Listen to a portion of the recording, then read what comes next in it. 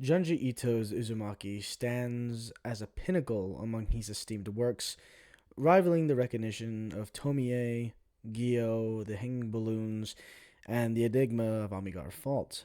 While each of these tales is chilling and captivating in its own right, I personally find Uzumaki to possess a more hypnotic allure, unlike any other.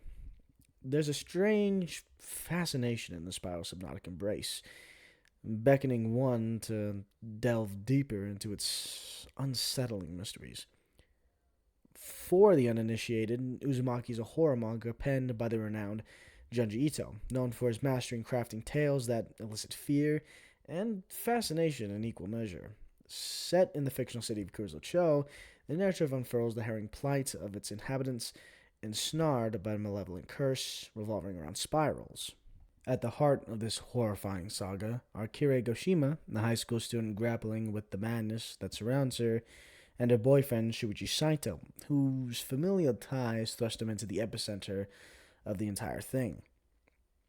The descent into madness begins with Shuichi's father, who is consumed by the spiral. His peculiar compulsion escalates to a grotesque extreme, culminating in his harrowing demise that serves as a prelude to the horrors that are about to unfold.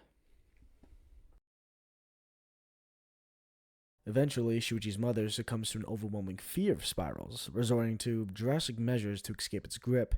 She shaves her head, obliterates her fingerprints, and ultimately afflicts upon herself a horrifying act of piercing her own cochlea, destroying her sense of balance and plunging her into a forever state of vertigo until she eventually dies. Later, a tragic fate befalls Azami Kuretani, a close companion of Kirei's.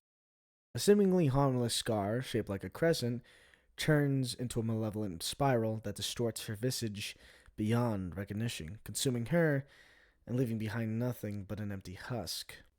In a tragic echo of Romeo and Juliet, two star-crossed teenagers entwine themselves together in a desperate bid for eternal unity, disappearing into the unforgiving sea, and their fate most likely sealed by drowning.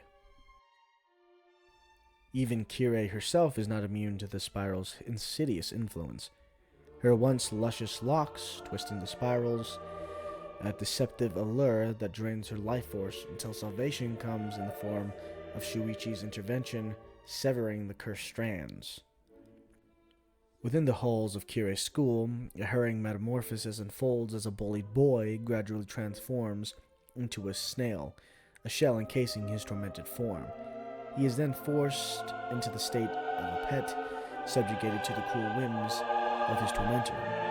Yet, in a grim twist of fate, the bully himself falls victim to the same fate, followed by the teacher of Kirei's class, as the spiral's inescapable grip tightens its hold on Hall, who dare defy it.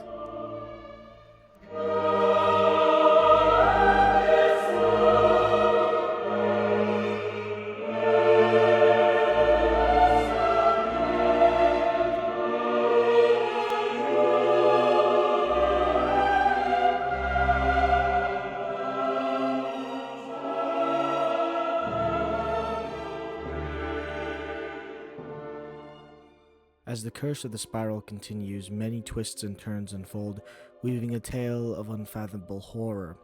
People become entangled both physically and metaphorically as the spiral ensnares them in a web of madness.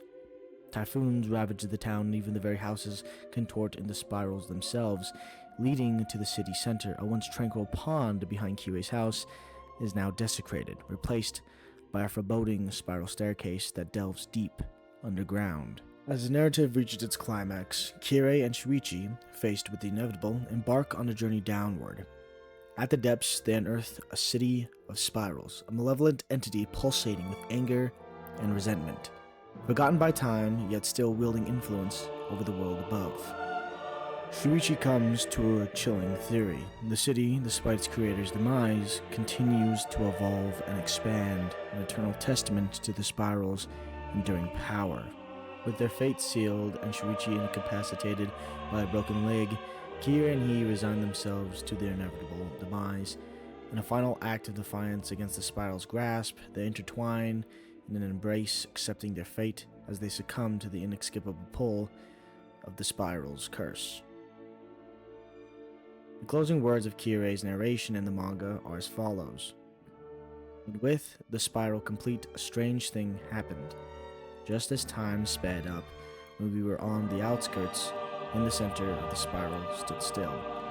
So the curse was over the same moment it began, the endless frozen moment I spent in Shuichi's arms, and it will be the same moment when it ends again, when the next Kuruzo-cho is built amidst the ruins of the old one, when the internal spiral awakes once more. The concluding words of Kirie often left me perplexed, leading me to speculate whether, in some peculiar manner, the entire sequence of events in the town transpired within the span of a single day. This confusion stemmed from her depiction of time accelerating at the outskirts while remaining stagnant at the center. However, I don't believe that to be true anymore. As a matter of fact, it's clear to see that Kirie is simply letting us know that there's no ending to the spiral. The insidious influence of the spiral will persist endlessly. It is a relentless cycle that knows no bounds or termination, mirroring the infinite nature of the spiral itself. One just sinks deeper and deeper into its never-ending madness, and the spiral will simply continue to spin and spin and spin and spin. In the end, history repeats itself, and it will continue to do so no matter how many people try and stop it. As Kirie said, another town will be built over the old one, the spiral will continue to influence the people and things above it, and another person will realize what is going on and try to help as many people as they can, only to fail. Just as Kirie and Shuichi found themselves unable to break free from its grasp, so too are we ensnared by the inescapable pull of the spiral. It's just a metaphor for things repeating over and over and over again. Everybody sees this coming. Everybody sees all these weird happenings going on, and yet every time they act, it always comes back again. There's nothing anyone can do to stop it. It's just what it is. A spiral of absolute madness. A spiral of history repeating itself over and over again, and everyone is doomed to do so. That is the real horror of Uzumaki.